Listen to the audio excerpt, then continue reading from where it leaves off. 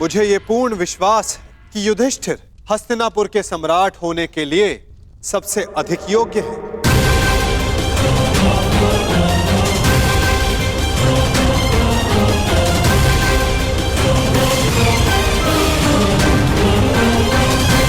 क्षमा चाहता हूं वासुदेव, क्षमा चाहता हूं, परंतु आपके ये दिव्य वचन, आपके ये महान दार्शनिक प्रवचन महामहिम को समझा सकते हैं, महाराज का मन भी परिवर्तित कर सकते हैं, परंतु प्रजा और समाज वासुदेव, उनके सामने युधिष्ठिर के इस पाप को पुण्य कैसे सिद्ध करेंगे? यदि युधिष्ठिर को सम्राट बना दिया गया तो कल को यही उदाहरण देगा, एक ही स्त्री के साथ कई पुरुष विवाह करेंगे वासुदेव। अनाचार, घोर घोर अत्याचार नहीं होगा वासुदेव। हाँ मामाश्री, आपने उचित कहा है। हम ऐसे व्यक्ति को ना युवराज स्वीकार कर सकते हैं और ना ही सम्राट। युवराज पद चाहिए तो युद्ध करके ही लेना होगा, अन्यथा नहीं। अद्भुत, आप तो शीघ्र ही अंतिम निर्णय पर पहुंच गए युवराज दुर्योधन।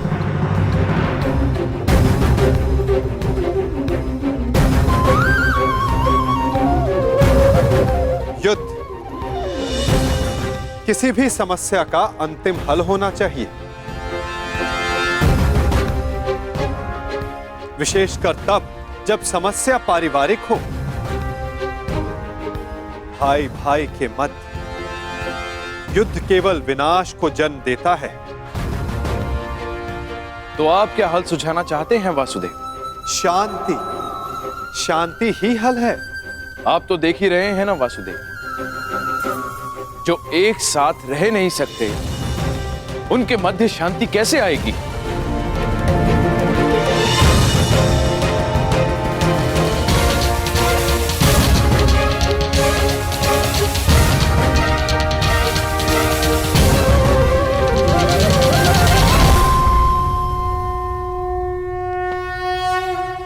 विभाजन से, विभाजन से, विभाजन से, विभाजन से।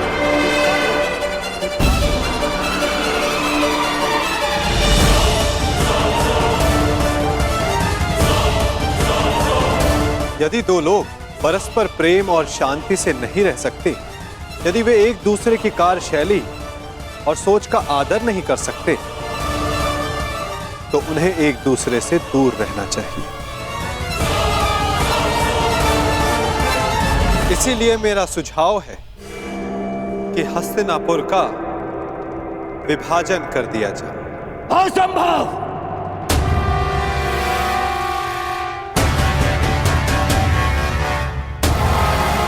कोई विभाजन नहीं होगा। हस्तिनापुर के सम्राट मेरे पिता हैं, उनके पश्चात सब कुछ मेरा है,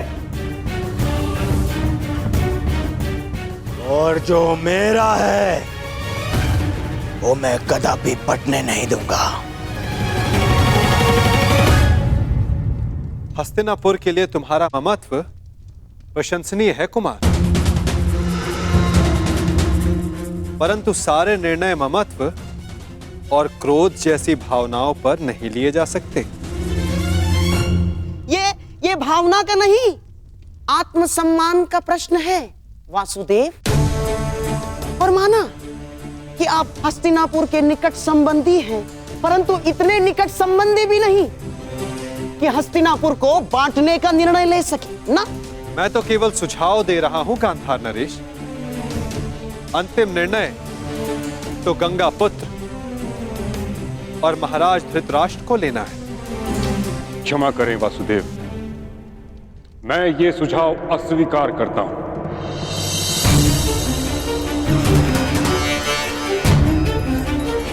मैंने इच्छा मृत्यु का संकल्प इसलिए नहीं लिया था कि हस्तिनापुर को बंटते देखूं। महाराज धृतराष्ट्र और महाराज पांडु के सभी पुत्र कुरुकुल की संतान है। कुरुकुल हस्तिनापुर यदि वृक्ष है तो ये उसकी शाखाएं हैं। हस्तिनापुर का अंग भंग होते हुए मैं नहीं देख सकता। तो फिर दूसरा सुझाव वही है जो आपको स्वीकार नहीं गंगापुत्र, जो कर्ण ने दिया है कि अर्जुन युधिष्ठिर की ओर से युद्ध करे और कर्ण दुर्योधन का प्रतिनिधित्व करे। जो विजयी हुआ सम्राट पद उसका, हस्तिनापुर उसका, राज्य उसका।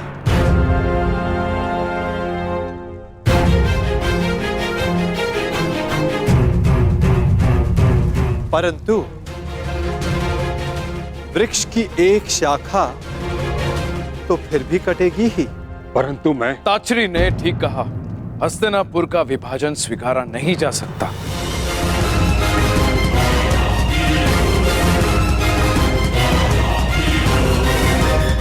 यदि दो योद्धाओं का द्वंद्व सम्राट के चयन का निर्णय कर सकता है तो हस्तिनापुर को विभाजन की आवश्यकता नहीं।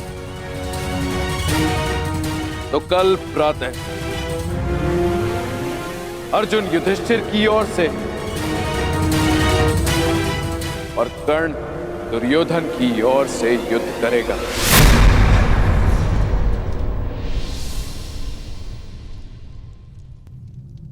और निर्णय होगा कौन हस्तिनापुर का सम्राट बनेगा।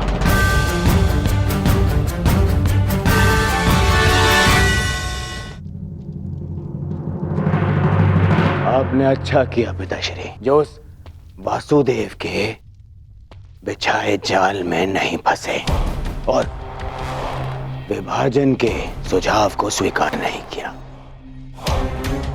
अब कल प्रातः कर्ण के बाण उस अर्जुन के बख्श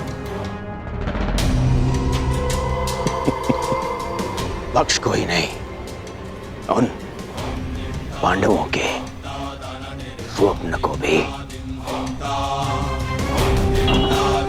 छन्नी छन्नी कर देंगे।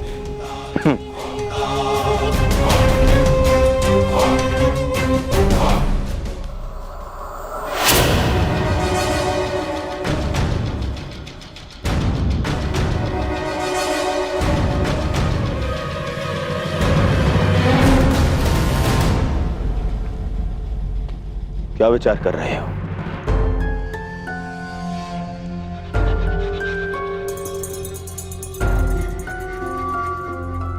मित्र, मैं विचार कर रहा हूं कि वासुदेव का सुझाव उचित है। देखो मित्र, यदि विभाजन होने के पश्चात सदा के लिए पांडवों से मुक्ति मिलती है तो विभाजन में कोई बुराई नहीं। बस कर्ण, बस, अब और नहीं। आज जिस प्रकार तुमने मेरे राज्याभिषेक का विरोध किया उसे भूला नहीं हूं मैं।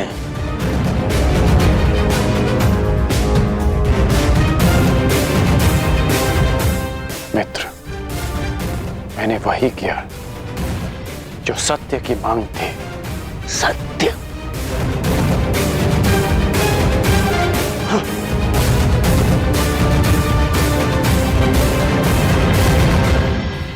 मैं तुम्हें सम्राट बनते देखना चाहता हूं मित्र, परंतु अनीति से नहीं। महाराज, आप ही बताइए, क्या विभाजन अनुचित है? कर्ण यथार्थ कह रहा है पुत्र। पांडवों को आधा राज्य देकर तुम्हारे सम्राट बनने का मार्ग कंटक विहीन हो जाएगा। अद्भुत महाराज, अद्भुत। उस छलिए वासुदेव के कुचक्र के चक्र में आप भी फंस गए। मैंने कहा था ना मेरे होने वाले सम्राट, महाराज के साथ साथ महायोद्धा कर्ण भी राजनीति के खेल में कच्चे खिलाड़ी हैं। आपका तात्पर्य क्या है गांधार राज? मेरा नहीं अंगराज, कृष्ण का तात्पर्य समझो। वो दुर्योधन के मार्ग से कांटे हटा नहीं रहा ना, बल्कि कांटे बिछा रहा है। कृष्ण यदि विभाजन का प्रस्ताव लेकर आया है तो इसके पीछे अवश्य कोई गहरा भेद, कोई बड़ी योजना होगी उसके मन में। दोनों के लिए तनाव श्रेष्ठ है ना वासुदेव? तनाव रहित योद्धा विजय प्राप्त नहीं कर सकता और तनाव रहित प्रत्यंचा बाण संधान नहीं कर सकती।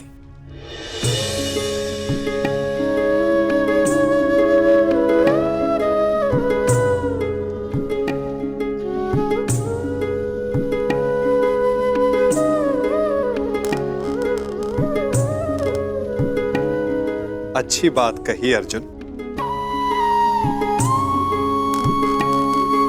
परंतु यदि तनाव सीमा से अधिक बढ़ जाए तो योद्धा टूट सकता है और प्रत्यंचा भी।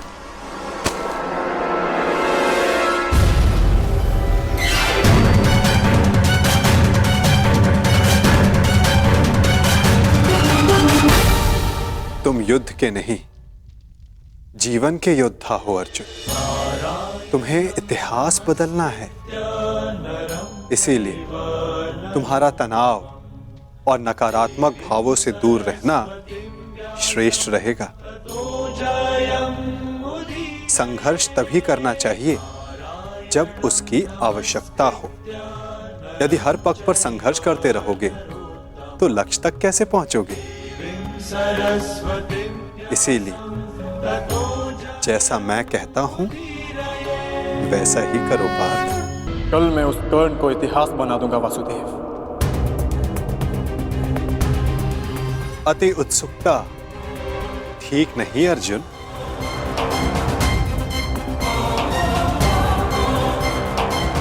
मत भूलो कि तुम्हें चुनौती किसने दी है।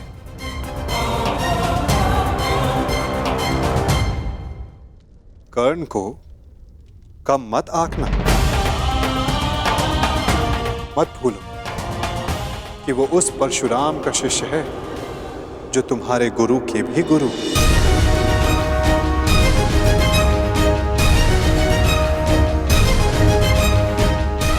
आप किसके पक्ष में हैं वासुदेव? मैं तो सदा धर्म के पक्ष में हूं पार्थ, सत्य के पक्ष में हूं। फिर चाहे सत्य छिपा हुआ क्यों ना हो।